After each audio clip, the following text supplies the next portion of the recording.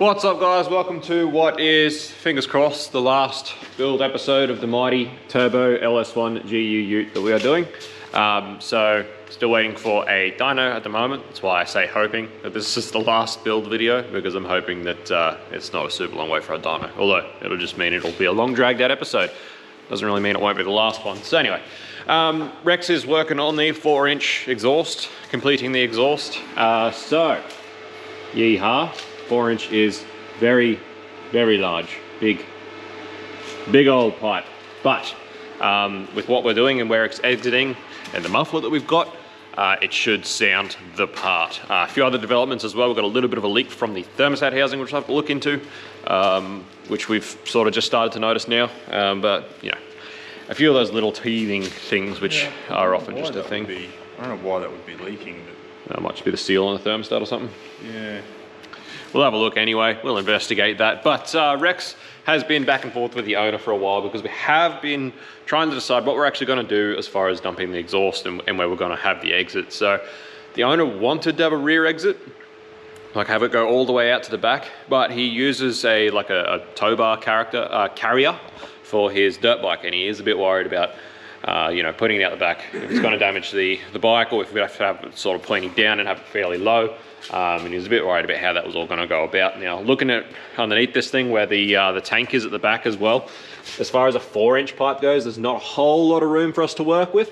So it was sort of just decided by all of us that we were just going to dump it at the diff. Obviously, being a ute, it's still well and truly 300 mil behind the rearmost, or the rearmost opening door or window, I think is the law. So you know, it's totally legal to dump one of these things at the diff in a ute. And the other thing is, they always sound better the less pipe you have after the muffler. If you can have the muffler as far towards the back of the exhaust as possible, these things sound better.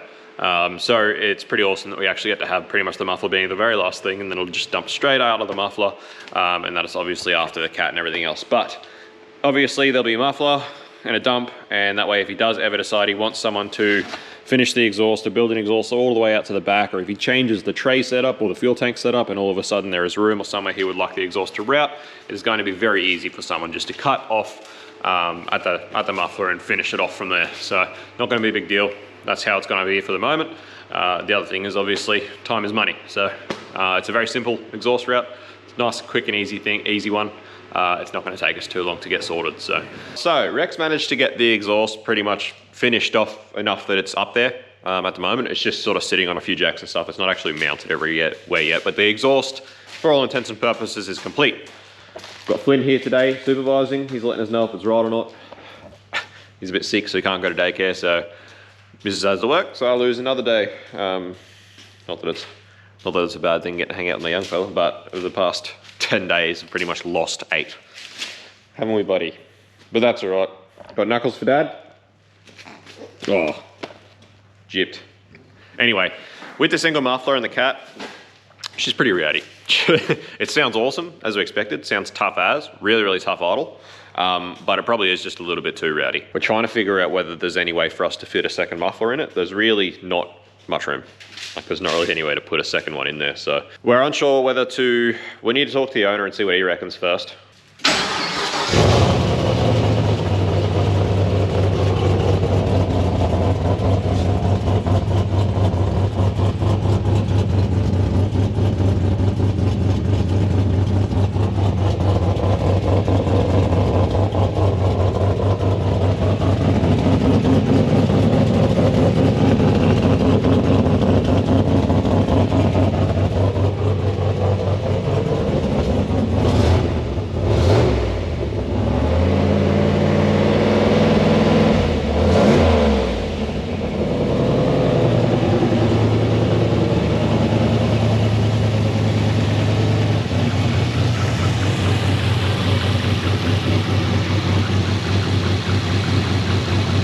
So anyway, it's sort of right on that line where if you're a young fellow, which the owner sort of is a young fellow. If you're a young fellow and you want a tough sounding rig, it is acceptable. It's not an unacceptably loud, obnoxiously loud sort of loud. It is just probably just a little bit rowdier than you'd want if you wanted to maybe not get much attention from the boys in blue sort of thing. So Flynn approves. Flynn approves, does he? Yeah, he gave me a big clap. Big claps. Or maybe it was because I turned it off. I don't know. So, you know, it's one of those things. If I was 22, I don't know how old the owner is, but if it was me when I was 22, I'd be like, this is sick. This is my play toy. I'm gonna go full driving and stuff. It sounds perfect. But if I'm me with, you know, with him at my age now, and I'm like, I want to go do heaps of touring, I'd be like, this is too loud. It's gonna annoy me. So it's right in that sort of area where it's like, righto guys. So just before I take young fella home, we've talked to the owner, we've sent him some videos. We opened the back door and walked out the back and sort of walked away from it, revved it, and sent him a heap of videos and stuff. And he's pretty keen to shut it up a bit more, which is totally fair. So his main concern is, like everyone, he's concerned about being defected and stuff yeah, like that. So like I said, he doesn't want to change it. I had to reassure him, he's very concerned about the note changing. Yeah. I was like, nah, like a hot dog shouldn't change a note very much. It'll just take that little bit more out of it, volume out of it. So we can't fit another muffler in it anywhere, but if Rex moves the cat further up to the other side of the transfer case, we can hopefully try and fit just a hot dog, just a resonator, which will just help a little bit. But that's literally all we'll be able to fit in there. Even then, we're gonna have to do some careful measuring before we order something and make sure that it is gonna fit in that gap. But we are gonna get onto that, so that is what he wants to do. So that's all good. So.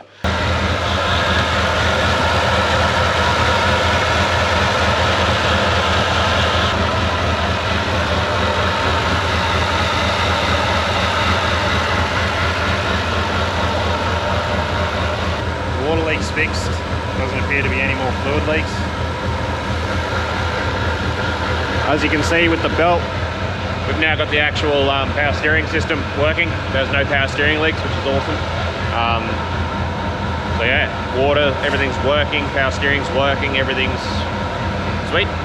So Rex modified that exhaust, moved the cat forward so that there is room for another hot dog in the system, which has been ordered. Just gotta wait for it to get here, and then that will be sorted. So yeah, good to go. And still got no dyno. Anyway, it is what it is, but yeah. Stoked with this thing. It's come together so well. You can see there the throttle bracket that Rex made. Doing its job. Everything's looking minty. Righto guys, here's something that you haven't seen yet. Boom. With the bar on. Like I was saying, with this bar and these lights, this thing just looks freaking sick. I love it. Yeah, this thing when it's done, just the way it looks and the stance of it, and what it's actually going to be and the way it sounds, it's just going to be, I'm jealous. I'm super jealous. I wish I owned it. I really do. But at the moment, as you can see, the bar sits a bit low. So Rex is making spaces. There's different ways you can mount it to the actual mounts of the chassis. So you can move the bar up, but the hole distance is just a bit too far on the next hole up to make that up. It's going to be too close then. So we can't just move the bar up on the mount, it'll be too far. So Rex has got to make some spaces for the mount holes that mount it down to the top of the chassis to space it up and take that distance out of it. So get it to fit properly and get it to fit nice. So I'm trying to film a little bit today, but the weather here is absolutely terrible. And obviously when it rains on the tin roof here, it's really hard to hear anything through the content. But yeah, this thing, once the like all the infill panels and grill and everything's in, and all the little lights and stuff, the thing just looks evil. But once again though, from the outside, you know, all you've got is your front mount intercooler, which doesn't really give away much. It could be a TD. Obviously it won't sound like one though. But yeah, again, just yeah, I just really like this thing. I really like how it's coming out. Righto guys, that is what it looks like with the bar fitted and gapped up properly. And yeah, this thing is sick. I don't know how it's gonna come out on the computer with the lighting the way it is, but anyway. Tough as nails, this rig is. So we've been having some issues with the clutch.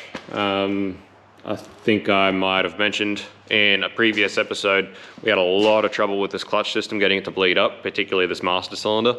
And with it running, Rex tried and we can't actually get the clutch to disengage. So Rex is just going to go through the master and just pull it out. Go through it all, make sure it's all sweet. There is an adjustment on the back of the master on the inside of the car where the pedal is. So we'll try and adjust that up and trying to get this working right. We'll figure it out one way or another, but it is just a bit of a weird issue to be having. Rex set the free play from the throw out to the actual clutch fingers at 5mm, which is what NPC specifies. So by all accounts, it should be all sweet. Hopefully we don't need to add any more shims to the clutch pivot ball. Fingers crossed we don't have to do that. Righto guys, so Rex has pretty much spent a whole day trying to get this clutch issue sorted, just ruling out sort of everything. Like you saw, had the master off completely, went through it all and cleaned it all out and everything. What we've ended up doing, we've sort of got it to a point now where everything's bled, all the fluid's fine. It's nothing to do with bleeding up the system or anything. As soon as you touch the clutch pedal, it does operate the slave straight away. What Rex ended up doing was actually cutting a bit of 8mm rod, 10mm longer than the rod that was in the slave, so that essentially the slave with the piston all the way back, and that 8mm rod in it now has the clutch fork nearly resting the throw out on the fingers of the clutch. Like there's hardly any play in it at all. Definitely not the 5mm that NPC recommend when you buy the clutch anyway. So that eliminated any of that free play out of the system. And what Rex is finding is as soon as I lightly touch the clutch, it is operating the piston in the slave, which is fine. But with the clutch on the floor, the slave is not getting the full travel of the piston that's in the slave.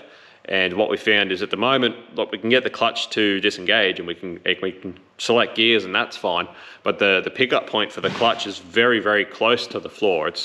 You don't have to come up far on the clutch for it to start picking up. So it seems to us like the pickup point should be a lot further up in the stroke.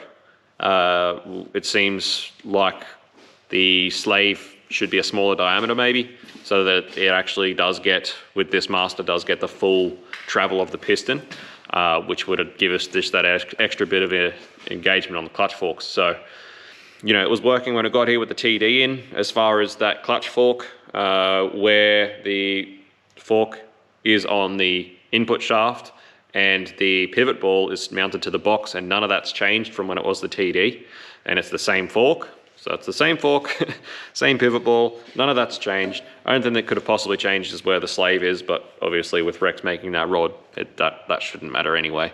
It's not like a concentric slave where you have to have that exact clearance because there's no ratios, but like you said, with this, like I've spaced the pivot ball out and got the 5mm, but the piston doesn't use the full stroke of the slave, so it should just basically stop once the fingers stop pushing the throw out back.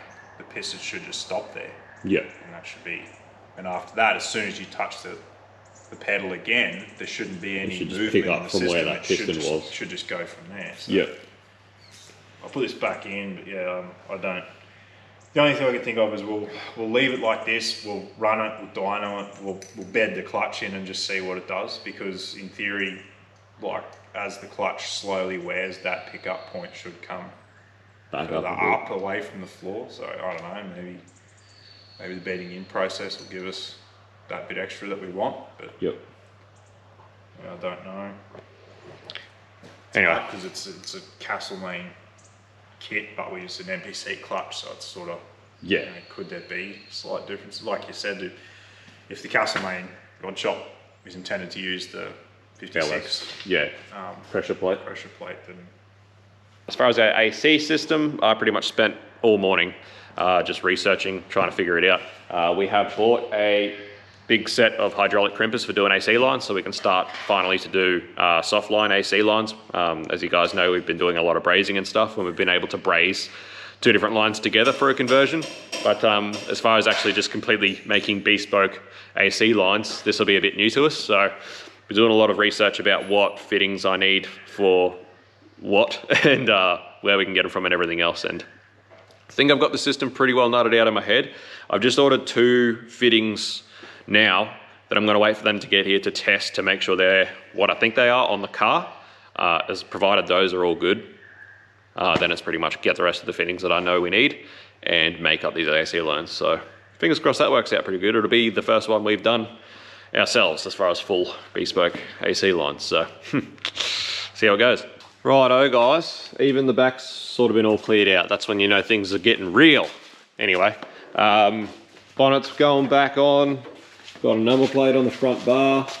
Lights and everything are in. We've got Flynn here supervising again. So Flynn was sent home from daycare. So again, for being sick. So now I've got to look after him for another day, lose another day. So Rex ordered a new set of clips for the flare on this guard. So the guard's got the flare back on it. So as you can see, it's all coming up millhouse. Rex just masked up and painted the cut on the bonnet. So now the pinch weld can go on.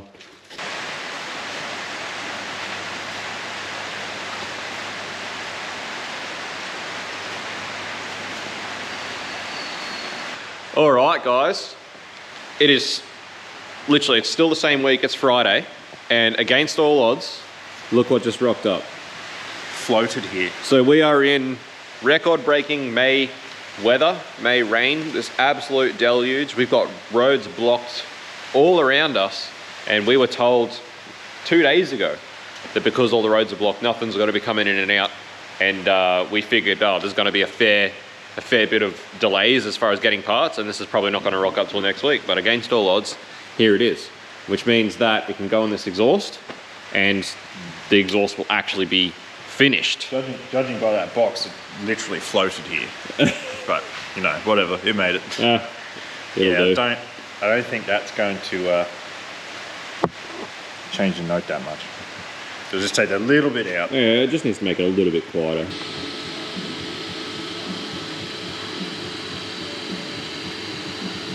The hot dog's in, which means the exhaust is complete now. As complete as it's going to be leaving this workshop.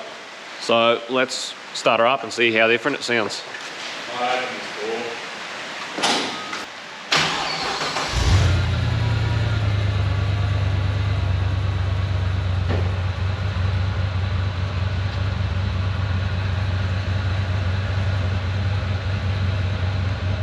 It's definitely taken like just a little bit. Yeah, the loudness out of the deep notes. Like it's not in your chest so much. That sounds tough as. It does, it sounds real good. Also, how's that for, that's just the bass map completely untuned. Cold start just then. That's out of Rick's. Yeah, that's dead cold. Hasn't been started since yesterday. I reckon that sounds tougher than the Cruiser. Oh, 100%. Yeah. It really annoys me. Sounds tougher than the Cruiser, but we just got to make sure that when you back off at high RPM, it doesn't get that thong slap. Yeah, I know. I don't think it will with the two mufflers in. I reckon it'll be right. Yeah, hopefully not. But yeah, that's the worst thing. Is if you're back off at high RPM and you get that thong slap like with 79. With the hot dog and the muffler, it shouldn't do that. Yeah. Either way, if we have to, we'll put a bloody J-pipe on it before it leaves. Either way, it's not leaving with the thong slap. Not happening.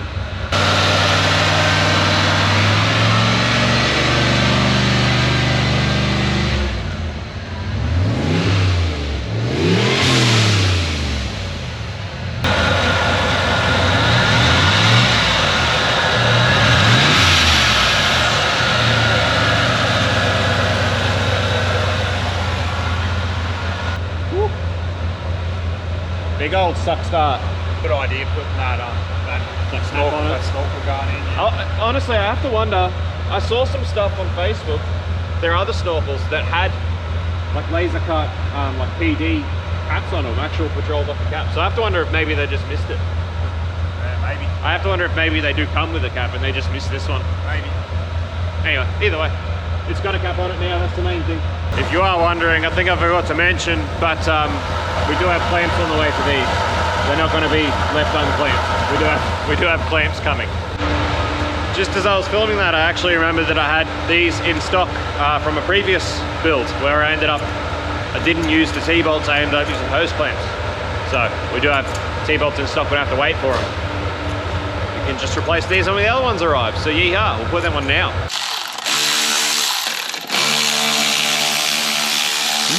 So I just did like a little bit of a photo shoot in the shed where it is, but pretty keen to actually get this thing out in the sun and do some proper photos and stuff. And like I've been talking about the whole build, do a proper build breakdown video. It's going to be. So the next thing will be get this amazing piece of machinery sorted out so that it can be flying the OnSong flag as well as a very well done conversion just like this one. Righto, boys and girls, still no frickin' dyno. Doing our flapping heads in, but for the past 2 days we've actually had some moderately good weather for the first time in frickin' weeks, which has been great. So we thought today, while it was fairly sunny, we'd take advantage of the dry weather, take this thing on its maiden voyage, go for a quick blurt up the road, and just with the scanner and everything on it, take a look, make sure it's doing everything properly, and you know, basically start our road tuning and getting those cruise areas and stuff sorted, and more importantly, just make sure everything's right. And got to the end of the driveway, realised we didn't really have enough fuel in it to go for a drive. So came back in, by the time we got back up here to the shed, no clutch. Problem with the clutch once again. Rex jumped under to have a look, and it did have a little leak from the fitting. So we've nipped up all the fittings under there at the slave to try and stop that leak wherever it's coming from. It was really hard to pinpoint exactly where it was from, so we just did what we could and buttoned up all the fittings. So we got back. Well, yeah, we did that. We realised we didn't realise, but figured we better bleed it, make sure no air got in while those were leaking, and started bleeding it and having the same issues with this master. So like I'll punch the clutch all the way down, Rex will bleed it at the slave, close up the bleeder, I'll release the clutch, and it just sucks the piston on the slave all the way back. You know, it doesn't just release the slave to the point where the fork's relaxed and then suck fluid from the reservoir like it should. Instead, it's actually sucking the piston and the slave all the way back, which is just ridiculous. So it still definitely seems to be like there's something up with this master. We've got it bled up again. It's painful. Like if you leave it after it sucks that piston back, you just leave it after a while, it, I don't know, decides what it wants to do, and then it sucks a heap of fluid from the res. But it's very strange. It really seems like there's something up with this master. We've never had this sort of issue with them before. So yeah, not sure. Like Rex has pulled the master off, completely cleaned it all out. It's all flushed, all new fluid. You know, we tried to do everything right, but it's definitely looking like maybe this thing just needs a new master. Anyway, it's bled again. We put some fuel in it, so might go for another drive, see how it goes this time. But wow, yeah, what a pain. What an absolute pain this has been. One little issue that just keeps rearing its ugly head and not allowing us to get sorted. Righto guys, so we just called our regular supplier for who we would get that sort of thing from, and the bloke at that shop happens to be a patrol nut as well, so that's handy. We've got a really good relationship with him, so we had a chat to him. And one thing that all of the suppliers are saying for these masters on these is that the engine has to be running for them to bleed properly. Obviously these things have a vacuum booster on the clutch, and apparently if it's not running and that diaphragm's not seeing vacuum, obviously they do some weird sort of bypass fluid, don't work properly. So you don't get clutch pedal penalties. Yes, that seems like it. It absolutely seems like that could be definitely the problem. So there you go. Goes to show people, no matter how much you know, you never know it all. So anyway, we'll give this a go bleeding with the car running. Hopefully that is just the issue, and fingers crossed that's all it was the whole time, was just our silliness of not knowing that simple little trick. That was not really any better. It's still pretty much doing the same things. So we're just gonna order a new slave, new master. We're gonna start there. They're gonna be here in 2 days. So they'll probably still be here before our dyno's here anyway.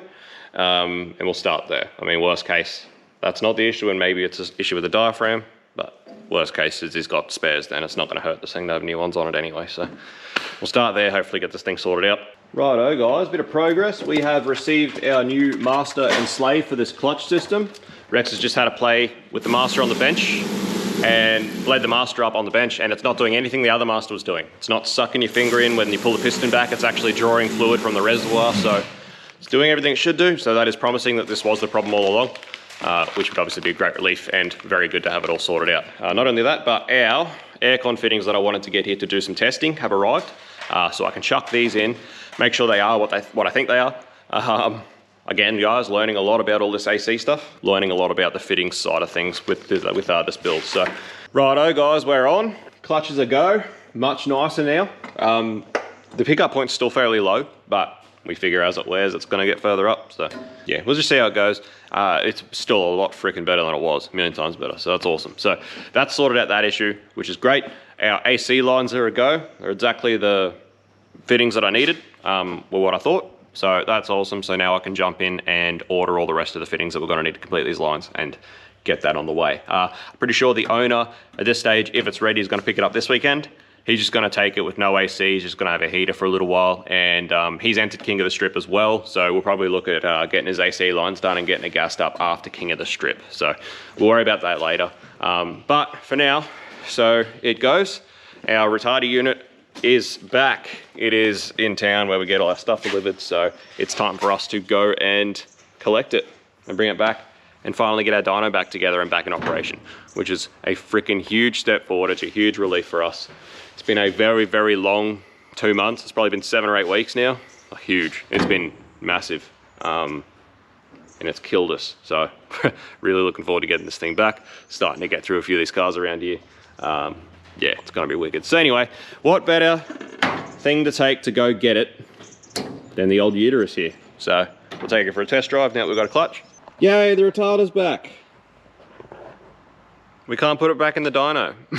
So well, the bolts, those bolts are for the load cell arm, so can still put the bearings back on it and then put the, you know, put the unit back in. Which can't use it. We just can't use it, no, because it's gonna just turn the whole lot around there. So when we packaged up the retarder to send it down to Victoria to get all rebuilt, we were obviously very careful to package it very well protected. We direct built a big steel crate around that bolted to a pallet, and it was very well engineered and very well designed to make sure it's completely protected and would stay totally dry, because we couldn't afford to have this thing damaged any more than it already was. Now, there is a arm that bolts the actual retarder to the load cell, and that's how it knows how much load, etc. Anyway, that's not important, but the important thing is the bolts that bolt the arm, which go into the bottom of the retarder here, to the load cell, they're a very specific size and a very specific thread, and they were the only threaded holes in the whole retarder unit that we could use to actually bolt it to the crate.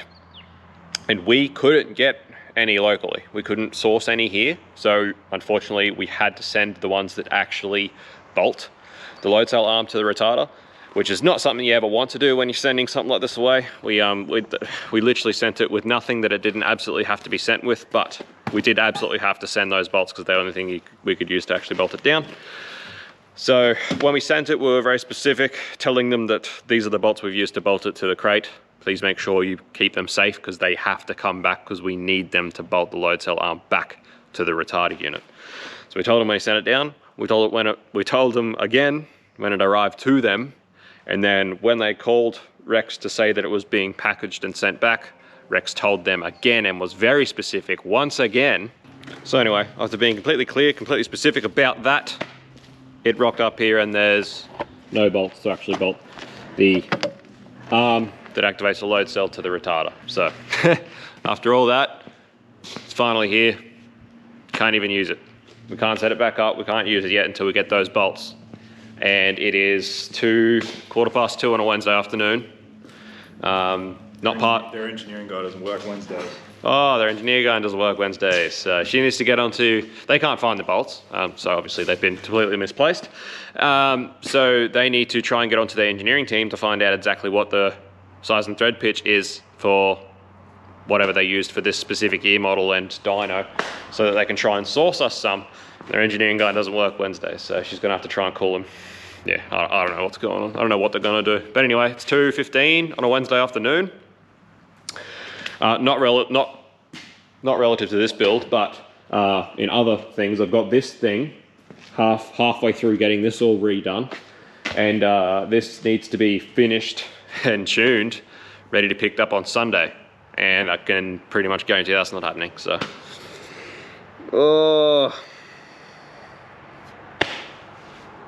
righto guys, just got back from about a 15-minute drive, just a nice general drive. Only revved it out to about 3 grand.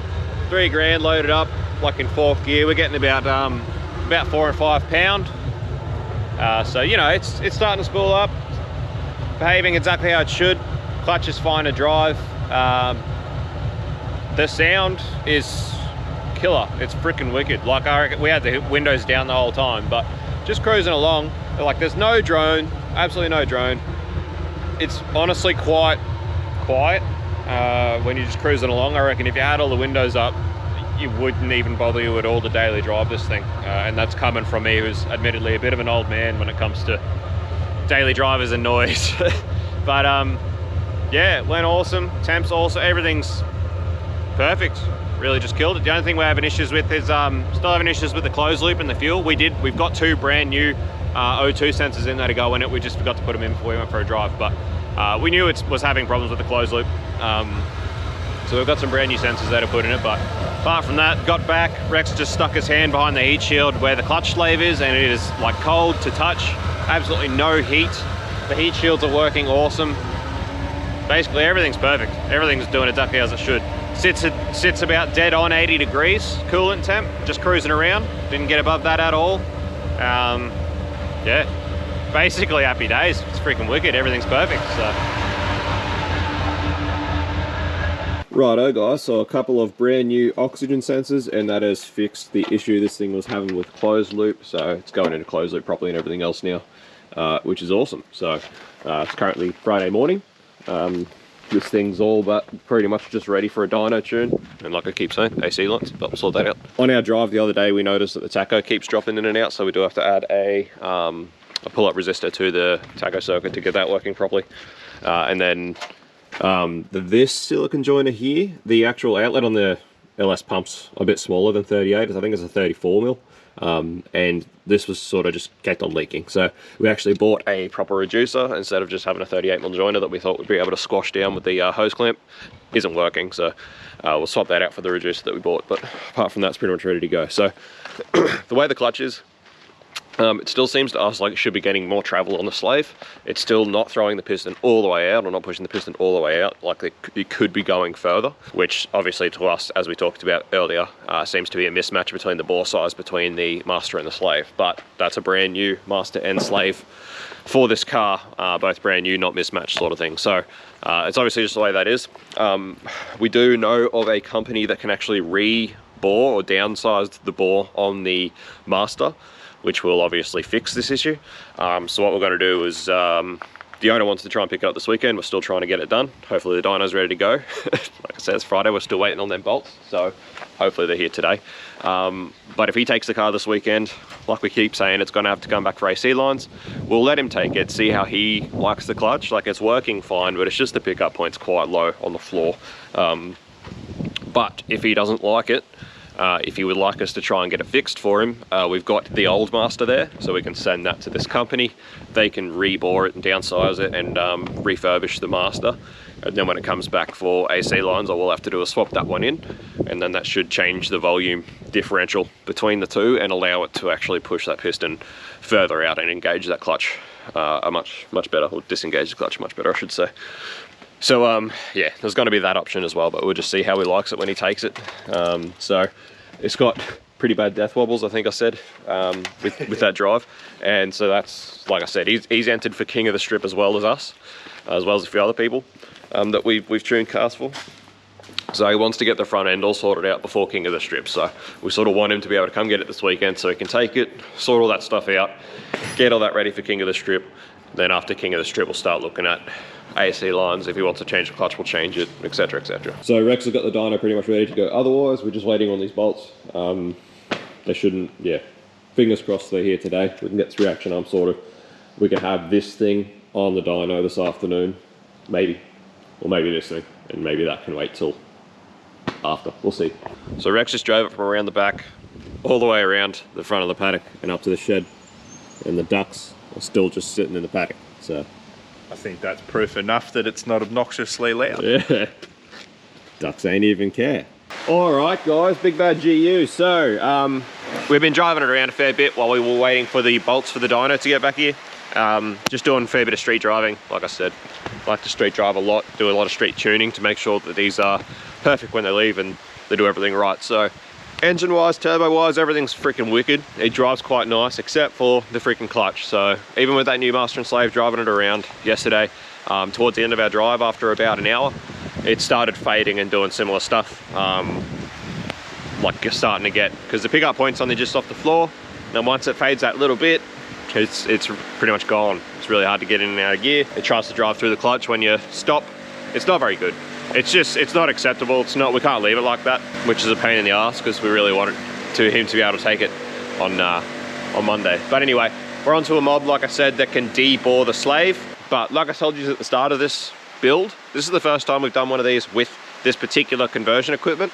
So this is the first time we've done one with, you know, the rod shell bell housing, utilizing the standard TD42 clutch fork and everything else, or the patrol clutch fork and slave and stuff, and using this MPC clutch that's fairly high rated sort of deal. And when we called this mob yesterday to actually talk to them about de-sleeving the slave, they reckon they do heaps of them for MPC. Like they do heaps of these slaves for MPC. So it would appear that perhaps it's actually quite a common issue. Again, we just don't know about it because this is the first time we've used this collection of equipment. So, you know, maybe it's not actually an uncommon thing at all. Maybe it is a fairly common thing for this conversion when you use this equipment and we just didn't know about it. So either way, it's gonna have to wait till next weekend for him to come get it, which is annoying, but what else can we do? It's gotta be right. You can't you can't leave and you can't be driving for an hour and then have the clutch sort of start fading. That being said, the fading clutch, when we got back here after an hour, got under there again, touched the slave, and it's dead cold. That heat shield is working awesome. There is absolutely no heat getting to it. It's nothing to do with heat, guys. It is just, I don't know what the hell's going on with this clutch, but it's just a pain in the ass. So we're gonna send this old slave down because they're gonna rebore it and sleeve it anyway. They're gonna refurb it, so it's gonna be pretty much brand new. So we'll send that down. Won't bother charging them for the new slave that's on it. The master that was on it was definitely cooked, so at least it's got a brand new master now to match the new reboard slave, and everything's gonna be right when it gets back. But just means more time, which is a pain.